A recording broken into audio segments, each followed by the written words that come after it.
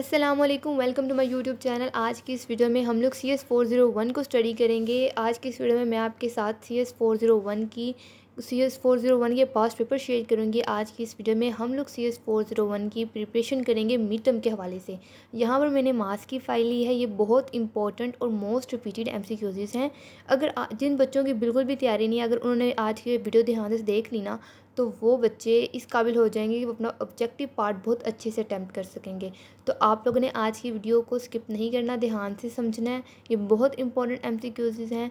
तो चलिए अपनी वीडियो को शुरू करते हैं। तो सबसे पहला जो पास्ट पेपर है हम वो रीड आउट करते हैं। तो चलिए अपनी वीडियो को शुरू करते हैं।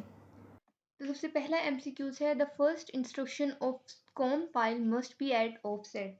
कि जो कॉम फाइल की पहली हदायत है या फर्स्ट इंस्ट्रक्शन है वो किस ऑफसेट पर होगी। The first instruction of COM file must be at offset. कि कॉम फाइल की पहली इंस्ट्रक्शन किस ऑफसेट पर होनी चाहिए। तो वो ऑप्शन नंबर बी आपका करेक्ट है, 0 × 0 1 0 0 इस ऑफसेट पर होनी चाहिए कॉम फाइल की फर्स्ट इंस्ट्रक्शन। नेक्स्ट MCQs है, MCQ number 2, the execution of the instruction. ये जो आपके पास इंस्ट्रक्शन दी है, मूव वर्ड ES 0 0 × 0 7 4 1, ये आपको एक इंस्ट्रक्शन दी गई है। वो ये पूछ रहे हैं आपसे कि जो आपको इंस्ट्रक्शन दी गई है, विल प्रिंट करेक्टर ए, ये करेक्टर ए प्रिंट करती है ऑन स्क्रीन। तो आपने इसमें बताना है कि इसका जो बैकग्राउंड कलर है of the screen will be, तो वो क्या होगा। तो ये आप जब इंस्ट्रक्शन को एग्जीक्यूट करेंगे, जो आपको इंस्ट्रक्शन ये वाली दी है, जब वो कह रहे हैं the execution of the instruction, जब इस इंस्ट्रक्शन की एग्जीक्यूशन होगी तो एक कैरेक्टर स्क्रीन पे प्रिंट होगा। तो आपने बताना है उसका बैकग्राउंड कलर क्या होगा स्क्रीन पर। तो इसका बैकग्राउंड कलर ब्लैक होगा। नेक्स्ट MCQs है आपके पास, the IAPX 888 architecture consist of dash register. यहाँ पे आप लोगों को सबसे पहले तो पता होना चाहिए कि IAPX 888 का स्टैंड फॉर क्या होता है। तो वो है इंटेल एडवांस्ड प्रोसेसर एक्सटेंशन 888। तो इधर आपने एक और चीज़ भी याद रखनी है कि यहाँ पे हम लोगों के पास उन्हें 3 8 दी है, 888 है। अगर यहाँ पे 888 आता, सिर्फ इतना आता, तो फिर आपके जो नंबर ऑफ रजिस्टर्स हैं वो उसमें चेंजिंग आ जाती है। यहाँ पे अब 888 है, तो दी IAPX 888 architecture consist of 16 register. लेकिन अगर यहाँ पे आते 88, तो फिर आपके होने थे 14 रजिस्टर। फिर आपके 14 रजिस्टर्स होने थे। तो इस चीज़ का आपने ध्यान रखना है कि अगर 888 आए तो आपने 16 पे करेक्ट ऑप्शन लगाना है। अगर 88 आए यहाँ पे तो आपने 14 पे लगाना है। नेक्स्ट MCQs है, MCQs number 4, the execution of the instruction. अब फिर से वही सेम इंस्ट्रक्शन आपको सेम MCQ दे रहे हैं, लेकिन इसमें थोड़ी सी चेंजिंग की है। वो ये चेंजिंग की है, the execution of the instruction, कि इस इंस्ट्रक्शन को आपने एग्जीक्यूट करवाना है। ये जो आपको ये वाली इंस्ट्रक्शन दी गई है, मूव वर्ड ES 0 7 इसको आपने एग्जीक्यूट करवाना है। तो आपके पास ए जो है प्रिंट होगा स्क्रीन पे।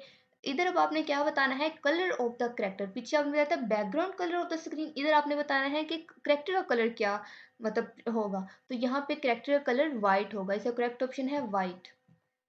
नेक्स्ट MCQs है, MCQs number 5, one screen location corresponds to a, कि एक स्क्रीन की जो लोकेशन है वो किसके साथ क्रॉसपॉन्ड करती है, बाइट के साथ, वर्ड के साथ, डबल बाइट के साथ या डबल वर्ड के साथ। तो इसका करेक्ट ऑप्शन है वर्ड, कि एक स्क्रीन जो लोकेशन है वो वर्ड के साथ मुताबिकत रखती है, क्रॉसपॉन्ड होती है। नेक्स्ट MCQs है, MCQ number 6, when an atom is pushed on the decrement stack, कि जब हम एक आइटम को डिक्रीमेंट स्टैक पे पुश करते हैं, डिक्रीमेंटिंग स्टैक को पुश करते हैं, the top the stack is, तो फिर आपने बताना है कि स्टैक के जो टॉप है वहाँ पे क्या होगा, यानी कि the top of the stack is. तो आपको 4 ऑप्शन गिवन है कि first decrement, and then element copied on the stack, के पहले डिक्रीमेंट होगा और फिर एलिमेंट जो है भी होगा स्टैक पर। नेक्स्ट है first increment, and then element copied on the stack, के पहले इंक्रीमेंट करेंगे और फिर एलिमेंट को स्टैक के ऊपर कॉपी करेंगे, या decrement after the element copied on the stack, यहाँ पहले एलिमेंट को स्टैक के ऊपर कॉपी करेंगे और फिर डिक्रीमेंट करेंगे। और लास्ट वन है कि पहले एलिमेंट को स्टैक पे कॉपी करेंगे और फिर इंक्रीमेंट करेंगे। तो ऑप्शन नंबर ए आपका करेक्ट है कि पहले हम लोग डिक्रीमेंट करेंगे और फिर एलिमेंट को स्टैक के ऊपर कॉपी करेंगे। नेक्स्ट MCQs है आपका, नेक्स्ट MCQs है MCQ नंबर 7, इसमें ये है कि each screen location corresponds to a word के ईच स्क्रीन लोकेशन जो है वो वर्ड के साथ कोरस्पॉन्ड होते हैं। तो आपने बताना है the lower byte of this word के जो ये वर्ड है इसका जो लोअर बाइट है वो कितने वो किसके ऊपर कंटेन करता है, किसके ऊपर मुश्तमिल है। तो वो करैक्टर कोड पर मुश्तमिल है। Each screen location corresponds to a word, the lower byte of this words contain the character code. Next MCQs है MCQ number 8, if ax contain decimal -2। आपने बताना है कि अगर ax -2 के ऊपर मुश्तमिल है and B X contain decimal 2 और बी एक्स 2 पर मुश्तमिल है, 2 डेसिमल मुश्तमिल है and after the execution of instruction, और अगर इस इंस्ट्रक्शन के एग्जीक्यूशन के बाद क्या होगा। ये आपके पास इंस्ट्रक्शन है compare A X B X J A level, तो इसके बाद होगा जंप विल बी टेकन। इसका करेक्ट ऑप्शन ए है, jump will be taken. Next MCQs है MCQs number 9, if D is 35 is shift to the left 2 bits the new value is. वो आपको ये कह रहा है कि अगर आपकी डी की वैल्यू जो कि 35 है, 35 अगर आप इसको लेफ्ट की तरफ शिफ्ट करते हैं, अगर आप इसको 2 बिट्स से लेफ्ट की तरफ शिफ्ट करते हैं तो आपकी न्यू वैल्यू क्या होगी, तो आपने ये बताना है। तो चलिए आपको समझाती हूँ इस एमसीक्यूज को। ये आपका एमसीक्यूज है। If you shift the value of D which is 35, जो कि 35 है, अगर आप डी की वैल्यू को शिफ्ट करते हैं जो कि 35 है to the left by 2 bits, तो आपकी न्यू वैल्यू क्या होगी, 140 होगी। तो ये 140 कैसे होगी, तो ये ऐसे होगी, shifting a binary number to the left by n bits is equivalent to multiplying the number of by 2 की पावर n। कि वो कह रहे हैं कि बाइनरी नंबर को n बिट से लेफ्ट की तरफ शिफ्ट करना नंबर को n की पावर 2 से ज़रब करने के मुतरादिफ है, के एक्विवेलेंट है। मतलब इन दिस केस, इस सूरत में shifting 35 by 2 bits to the left result in, तो 35/2 बिट्स को बाएं लेफ्ट की तरफ मुंतकिल करने का नतीजा क्या होगा कि 35 मल्टीप्लाई 2, ये देखिए इस जो 2 की पावर n है ना, इसकी जगह यहाँ पे जो n है इसकी पावर ये लिखे 2 बिट्स, तो इसको आपने इस n की जगह पुट कर देना है। तो 35 मल्टीप्लाई 2 ये ऐसे ही आ गया, यहाँ पे ये 2 मल्टीप्लाई n की जगह 2 मल्टीप्लाई 2 हो जाएगा, क्योंकि n की जगह हमने 2 पुट कर दिया, तो ये ऐसे ही आ जाएगी वैल्यू। तो इसको हम 35 से मल्टीप्लाई करेंगे, तो 35 मल्टीप्लाई ये 2 की पावर 2, 2 की पावर 2 4 होती है, तो 35 मल्टीप्लाई 4 140 होता है। तो ये इसका करेक्ट ऑप्शन आपके पास आएगा 140। नेक्स्ट एमसीक्यूज है आपके पास MCQs number 10, when two 16-bit number are added the answer can be 17-bit long। तो इसमें वो कह रहा है कि अगर जब हम दो बिट्स जो दो जब हम दो 16 बिट्स नंबर्स को शामिल करते हैं, ऐड करते हैं, तो उसका जो आंसर होता है वो 17 बिट्स लंबा हो सकता है, लॉन्ग हो सकता है। तो फिर आपने बताना है दिस एक्स्ट्रा बिट, जो जो एक्स्ट्रा बिट्स बचेगी एक, that won't fit in the target register is placed in the where it can be used and tested. तो ये जो लंबा हो सक तो ये जो इजाफी बिट है जो कि टारगेट रजिस्टर में फिट नहीं हो सकती, तो इसे हम कहाँ रखेंगे जहाँ इसे इस्तेमाल और टेस्ट किया जा सके, तो इसे हम लोग कैरी फ्लैग में रखेंगे जहाँ पर इसको इस्तेमाल किया जाएगा और टेस्ट किया जाएगा। नेक्स्ट एमसीक्यूज है MCQ number 11, only instructions allow moving data from memory to memory. आपने बताना है कि जो नीचे गिवन में आपको 4 इंस्ट्रक्शंस दी गई हैं, इनमें से ऐसी कौन सी इंस्ट्रक्शन है जो सिर्फ वाहिद वही इंस्ट्रक्शन है जो अलाउ करती है moving data from memory to memory, कि जो मेमोरी टू मेमोरी डेटा को मूव करना अलाउ करती है। तो स्ट्रिंग वो इंस्ट्रक्शन है जो कि अलाउ करती है moving data from memory to memory. Next MCQs है MCQs number 12, when a 16 bit number is divide by an 8 bit number, जब 16 बिट नंबर को हम लोग 8 बिट नंबर से डिवाइड करते हैं, the quotient will be in, तो क्वोशंट किस में होगा, एल में होगा। तो आपका अब नेक्स्ट एमसीक्यूज है MCQ number 13, which bit of the attribute byte represent the red component of background colour. इसमें आपने बताना है कि कौन सी बाइट का जो बिट है वो रेड कंपोनेंट को, बैकग्राउंड कलर का रेड कंपोनेंट रिप्रेजेंट करता है। तो इसका जो करेक्ट ऑप्शन है वो तो 6 है, लेकिन उससे पहले आप लोगों को एक चीज़ दिखाती हूँ। आप लोगों ने उससे पहले ये टेबल याद करना है, ये वाला, ये मोस्ट इम्पॉर्टेंट टेबल है, इसमें से बहुत सारे एमसीक्यूज आपके बन के आते हैं। तो अभी एमसीक्यूज हमने रिसेंटली पढ़ा है वो ये वाला था, red component of background colour. तो ये किसके ऊपर था, ये आपका सिक्स के ऊपर था, 6 एट्रीब्यूट के ऊपर था। इसी तरह जब आपके पास अगर green component of background colour आ जाए तो वो 5 कंपोनेंट के ऊपर है। इस तरह अगर blue component of background colour आ जाए तो वो 4 के ऊपर आएगा। अगर green component of foreground colour आ जाएगा, वो बैकग्राउंड था ये फोरग्राउंड था, तो फिर ये 2 पे आएगा। इसी तरह blue component of foreground colour, ये भी फोरग्राउंड कलर है, बैकग्राउंड कलर नहीं है, तो ये 0 पे आएगा। Green component of foreground colour, ये 1 पे आएगा। तो ये 7 6 5 4 3 2 1 0 वाला ये जो टेबल है एट्रीब्यूट बाइट्स का, अगर आपने ये कर लिया तो आपके 6 to 7 MCQ इसके अंदर क्लियर हो जाएंगे। तो ये वाला आपने टेबल ज़रूर याद कर लेना। नेक्स्ट MCQ देखते हैं। इसका करेक्ट ऑप्शन 6 था। नेक्स्ट MCQs है आपके पास MCQ नंबर 14 0। इधर से देखिए एरो का निशान आपका राइट साइड पे जा रहा है, फिर आगे ये वाले बाइनरी नंबर्स लिखे गए हैं, फिर राइट साइड पे एरो और C। तो आपने बताना है ये किसकी एग्जांपल है, SHL, SAR, SHR या SCL। तो ये असल में SHR की एग्जांपल है। आपको मैं दिखाती हूँ हैंड आउट से। देखिए शिफ्ट लॉजिकल राइट, SHR का मतलब होता है शिफ्ट लॉजिकल राइट। तो इसमें आप देखें कि एरो का निशान राइट साइड पे है और सी की और बाइन नंबर के बाद भी एरो का एरो का जो पोजीशन है वो राइट साइड पे है और सी से। तो इस तरह ये SHR में आएगा। और जब आप और दूसरा इधर आपको कौन सा गिवन में ऑप्शन था, एक था SHL और एक था SCR SEL। तो SHL में आप देखें क्या है, SHL में SAL पहले देख लें। SCL में एरो जो है लेफ्ट साइड पे है, एरो का जो निशान है वो लेफ्ट साइड पे है। इस तरह SAR में एरो का साइज जो एरो का निशान है वो देखें ये इस तरह है। तो जैसा कि इसका एरो का निशान जो है वो राइट साइड पे है तो ये SHR में है, ये देखिए। और अगर इसका लेफ्ट साइड पे होता तो हम लोग SAL को राइट ऑप्शन कंसीडर करते, लेकिन ये SHR में है तो हम लोग SAL को नहीं SHR को राइट ऑप्शन कंसीडर करें क्योंकि इसका एरो का निशान राइट साइड पे है। नेक्स्ट MCQs है MCQ number 14 allow changing specific processor behavior and are used to play with it। इसमें वो ये कह रहे हैं कि एक आपने बताना है कि कौन सी इंस्ट्रक्शन जो है वो अलाउ करती है प्रोसेसर के स्पेसिफिक बिहेवियर को तब्दील करने की इजाज़त देती है और उसके साथ खेलने की इजाज़त देती है, उसे प्ले विद इट, उसे प्ले करने की इजाज़त देती है। तो स्पेशल इंस्ट्रक्शन जो है इस चीज़ की इजाज़त देती है कि हम लोग प्रोसेसर के स्पेसिफिक बिहेवियर को चेंज करें और उसके साथ प्ले करें। तो स्पेशल इंस्ट्रक्शन इसका करेक्ट ऑप्शन है। नेक्स्ट MCQs है MCQ number 16 8088 is a 16 bit processor के 8088 एक 16 बिट प्रोसेसर है with its accumulator and all registers of, और जिसके जमा करने वाले यानी जिसके एक्यूमुलेट करने वाले और तमाम रजिस्टर्स कितने बिट्स के हैं, तो आपने ये बताना है। तो ये 16 बिट्स के हैं। नेक्स्ट MCQ है MCQ number 17 decrement SP the stack pointer, SP का stand for है stack pointer, decrement stack pointer by 2 and then transfer word from the source operand to the top of stack। तो इस MCQ में आपने बताना है कौन सी गिवन ऑप्शन में टर्म है जो कि ये काम करती है कि डिक्रीमेंट स्टैक पॉइंटर के स्टैक पॉइंटर को 2/2 डिक्रीमेंट स्टैक पॉइंटर बाय 2 कि वो के स्टैक पॉइंटर को 2 से कम करता है and then transfer word from the source operand to the top of stack। और फिर सोर्स ऑपरेंड से एक वर्ड को स्टैक के टॉप हिस्से में ट्रांसफ़र करता है। तो ये पुश ये काम करता है। पुश जो है डिक्रीमेंट स्टैक पॉइंटर को 2 से कम करता है यानी डिक्रीमेंट करता है और फिर सोर्स ऑपरेंड से एक वर्ड को स्टैक के टॉप वाले पार्ट में ट्रांसफ़र करता है। नेक्स्ट MCQs है ये आपका अब सेकंड पास्ट पेपर है।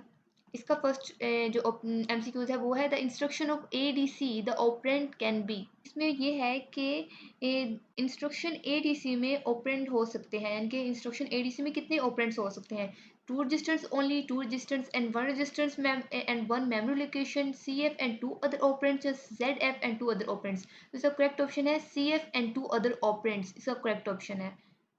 नेक्स्ट MCQs है after the execution of instruction RET। इसमें वो ये कह रहे हैं कि जो इंस्ट्रक्शन है RET की, इसकी एग्जीक्यूशन के बाद क्या होता है, SP is increased by 2, SP is decrement by 2, SP is increment by 1 या डिक्रीमेंट बाय 1। तो इसका करेक्ट ऑप्शन है SP is increment by 2 after the execution of instruction RET।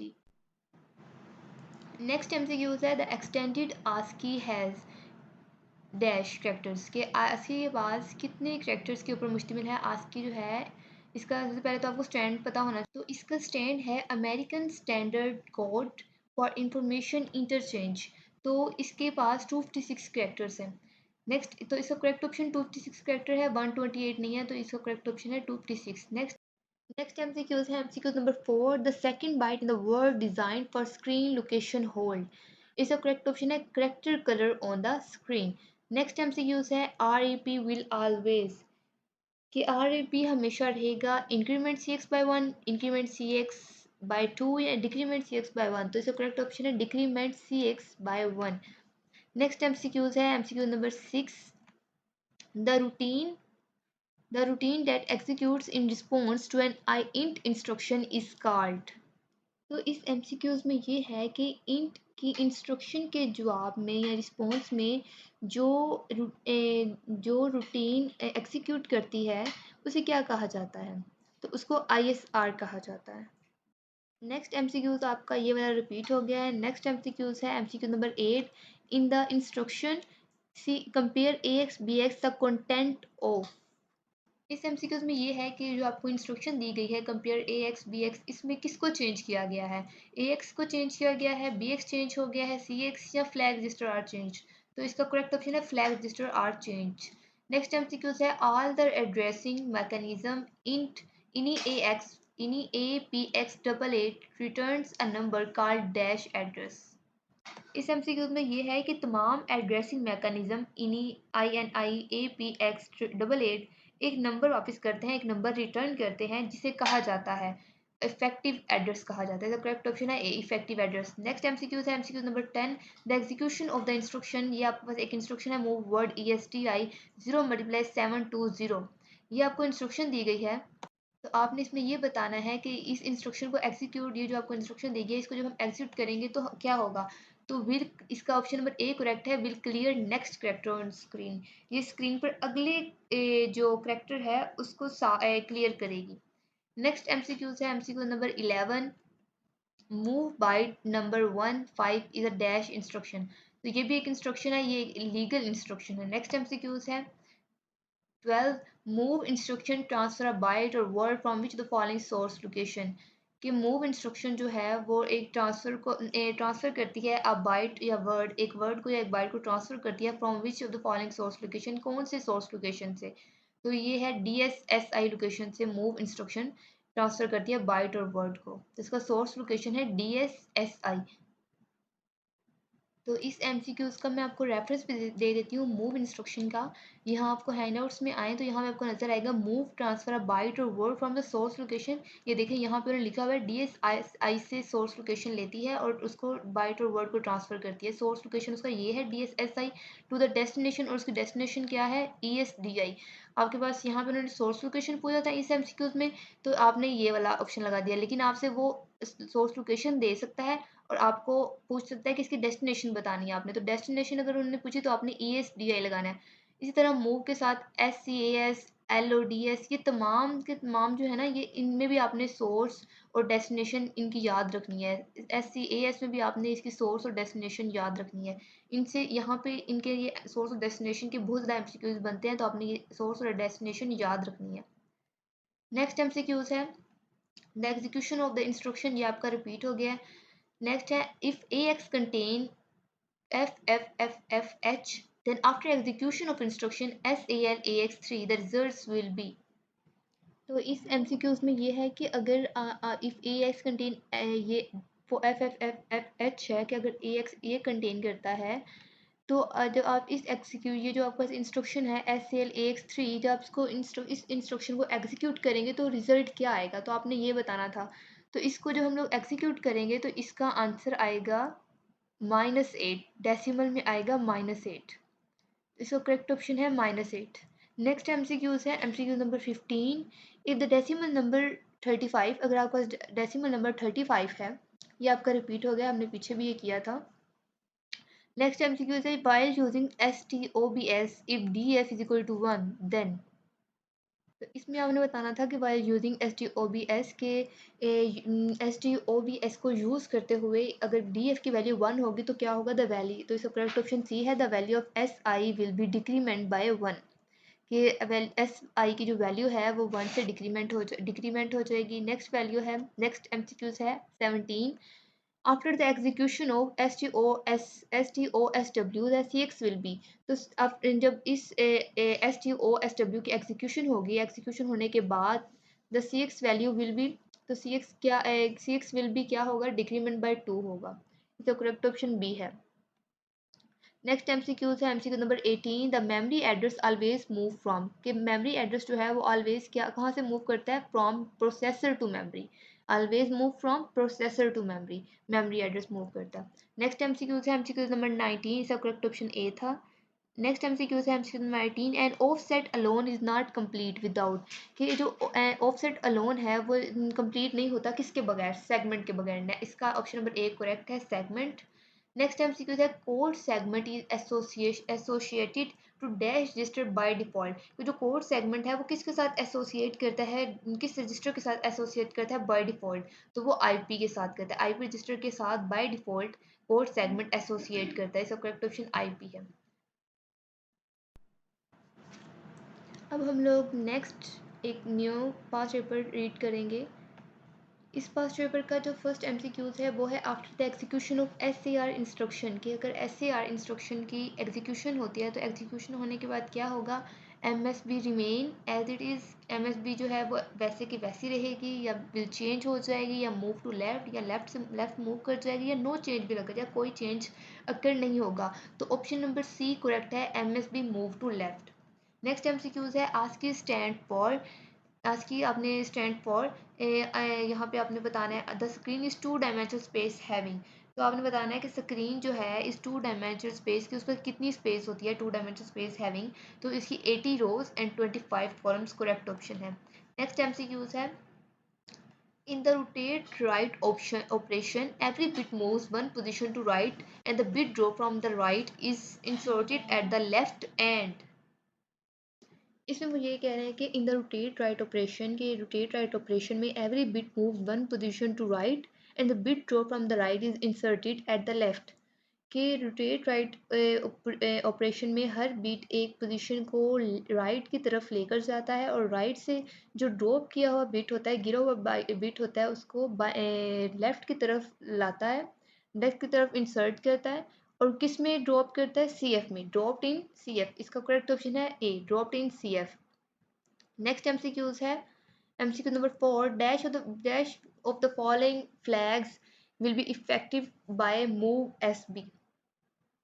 इसमें आपने बताना है कि इन मंदरजा झेल में से जो आपको फॉलोइंग में फ्लैग्स हैं, इनमें से कौन सा ऐसा फ्लैग है जो इफेक्ट होता है, will be affected by move S B, जो कि मूव एस बी से इफेक्ट होता है। तो इसका करेक्ट ऑप्शन ए है, डी एफ इफेक्ट होता है मूव एस बी के, एस बी से। नेक्स्ट एमसीक्यूज है एमसीक्यूज नंबर 5। नेक्स्ट एमसीक्यूज है MCQ number 5, the I A P X double eight processor spot dash modes of memory access, कि जो memory तक जो असेस है processor, I A P X double eight processor कितने तरीकों को या कितने मोड्स को सपोर्ट करता है मेमोरी तक रसाई हासिल करने के लिए, तो 7 मोड्स को वो सपोर्ट, 7 मोड्स का करेक्ट ऑप्शन है, 7 मोड्स को सपोर्ट करता है आई ए पी एक्स प्रोसेसर, कहाँ तक रसाई हासिल करने के लिए, मेमोरी तक। नेक्स्ट एमसीक्यूज, नेक्स्ट आपके पास फिर से एक न्यू पास्ट पेपर है। इसका इस पास्ट पेपर का जो एमसीक्यूज नंबर 1 है वो है stack is a dash dash that behaves in a first in last out manner. क्या हमें बताना है कि स्टैक क्या है, stack is a data structure, stack data structure है that behave in a first in last out manner. तो stack एक डेटा स्ट्रक्चर है जो कि बिहेव करता है in a first in last out. Next MCQs है MCQ number 2, the physical address of the stack is obtained by, तो इसका करेक्ट ऑप्शन है S S S B combination. आगे आपके बहुत से एमसीक्यूज ना रिपीट हो रहे हैं, मोस्टली अब जितने भी आगे एमसीक्यूज आएंगे वो तकरीबन रिपीट हो रहे हैं, तो मैं आप उनमें से जो चंद एक रिपीट नहीं हो रहे तो मैं आपको वो दिखा देती हूँ, और जो रिपीट नहीं भी हो रहे ना तो आप देखिएगा उनका मतलब स्टेटमेंट सेम सेम ही है, कंसेप्ट सेम है, वो आप एक बार खुद रीड आउट कीजिएगा, आपको समझ आ जाएगी। बाकी जो समझाने वाला है वो मैं आपके साथ शेयर कर देती हूँ, लेकिन आपने ये फाइल सारी याद करनी है। तो इसके अंदर जो अब एमसीक्यूज रह गए हैं जो कि रिपीट नहीं है, मैं आपके साथ वो शेयर करती हूँ। देखिए अब ये वाला एमसीक्यू भी देखिए 15 वाला भी रिपीट एमसीक्यू था, ये वाला, ये भी आप छोड़ दें, या आपको मैंने भाई पीछे करवा दिया है। और ये एक एमसीक्यू था, MCQ number 16, dash is one of the reason, आप बताना कि इनमें से कौन सा एक रीज़न है ड्यू टू विच जिसकी वजह से string instruction are use in 8088, जो जिसकी वजह से स्ट्रिंग इंस्ट्रक्शन इसके अंदर यूज़ की जाती है 8088 में। तो इसका ये option number C correct option है, reduction in code size and speed, इसका करेक्ट ऑप्शन है।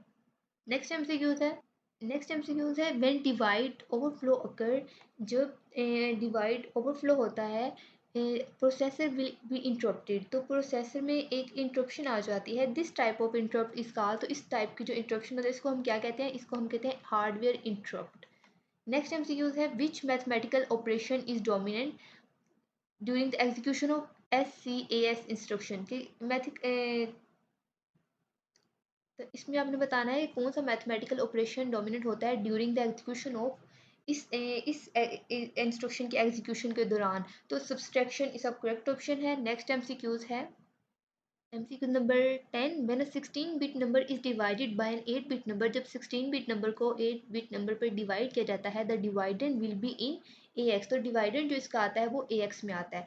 नेक्स्ट एमसीक्यू है in left shift operation the left most bit is will go into CF, तो ये विल गो करता है CF में। Next MCQ is suppose, ये आपका रिपीट हो गया, ये मैंने पीछे भी आपको करवाया था। MCQ number 6, in the instruction move AX5 the number of operands are, इसका correct option है A2। Next MCQ है the maximum parameters a subroutine can receive with the help of registers are, इसमें आपने बताना है कि सब रूटीन को जो सब रूटीन है उसको ज़्यादा से ज़्यादा पैरामीटर्स या रजिस्टर्स की मदद से कितने मिल सकते हैं, तो इसका करेक्ट ऑप्शन है 7, कि सब रूटीन को ज़्यादा से ज़्यादा पैरामीटर्स रजिस्टर्स की मदद से 7 मिल सकते हैं।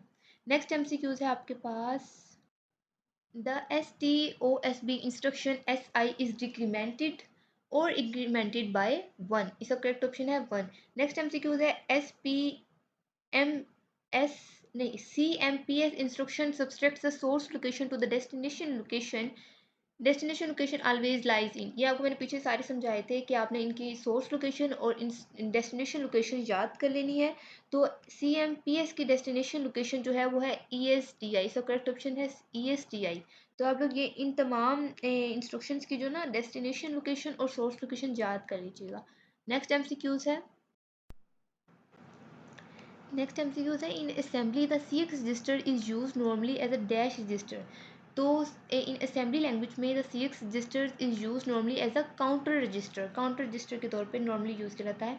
नेक्स्ट एमसीक्यूज है all the addressing mechanism in APX return number called, ये आपका रिपीट हो गया एमसीक्यूज। नेक्स्ट एमसीक्यूज है which bit of the attribute byte represent the blue component of foreground color, background color नहीं foreground color और blue component, तो ये आपको मैंने पीछे टेबल पढ़ाया था, उसके अंदर blue component of foreground colour जो था वो 0 एट्रीब्यूट के ऊपर था। नेक्स्ट एमसीक्यूज है when a 32 bit number is divided bye 16 bit number, जब हम 13 बिट नंबर को डिवाइड करते हैं 16 बिट नंबर पे, the question will be stored in AX, तो क्वेश्चन जो है वो AX में स्टोर होता है, ये भी आपका रिपीट हो गया। नेक्स्ट एमसीक्यूज है MCQ number 6, the operation of compare is to, जो आपका कंपेयर का ऑपरेशन है वो क्या है, सब्सट्रैक्ट सोर्स फ्रॉम डेस्टिनेशन, इसका करेक्ट ऑप्शन है सोर्स से डेस्टिनेशन की तरफ सब्सट्रैक्ट होता है। Next MCQ the register IP SP BP SI DI and BX all can contain a dash offset, ये तमाम किस ऑफसेट में कंटेन करते हैं मुश्तमिल है, तो ये 16 बिट ऑफसेट पे पर मुश्तमिल है। नेक्स्ट एमसीक्यूज है MCQ number 15, the instruction of ADC has dash operand, कि ADC इंस्ट्रक्शन के कितने ऑपरेंड्स हैं, तो वो है 3, इसका 3 राइट ऑप्शन है। नेक्स्ट एमसीक्यू है which bit of the attribute byte represent the red component of background colour, तो यहाँ पे रेड कंपोनेंट है और बैकग्राउंड कलर है, तो बैकग्राउंड का जो रेड कंपोनेंट है वो किस एट्रीब्यूट पे है, वो 6 एट्रीब्यूट पे है। तो नेक्स्ट एमसीक्यूज है the basic function of SCAS instruction is to, ये जो आपका बेसिक फंक्शन है SCAS का इंस्ट्रक्शन का वो है कंपेयर। नेक्स्ट एमसीक्यू है index register are use to store, index register को हम क्या चीज़ स्टोर करने के लिए यूज़ करते हैं, एड्रेस। तो आगे मैंने देखे आपके तकरीबन सारे ही रिपीट हैं मोस्टली, अब आगे आपके जितने भी एमसीक्यूज हैं वो रिपीट हैं। तो ये थी आपकी CS401 की मिड टर्म की प्रिपरेशन। तो उम्मीद है आपको समझ आई होगी, आपने इस तमाम फाइल जितनी जो फाइल है मास की फाइल, इसको प्रॉपरली आपने इसे रीड करना है। बाकी जितने भी एमसीक्यूज हैं वो सेम है, या तो वो रिपीट है या फिर उनकी स्टेटमेंट सेम है, कंसेप्ट सेम है। तो उम्मीद है आपको समझ आई होगी। आपने इन एमसीक्यूज़ को स्किप नहीं करना है, इनको ध्यान से पढ़ना है, ध्यान से समझना है और मेरे चैनल को सब्सक्राइब ज़रूर करना है। तो टेक केयर, अल्लाह हाफ़िज़।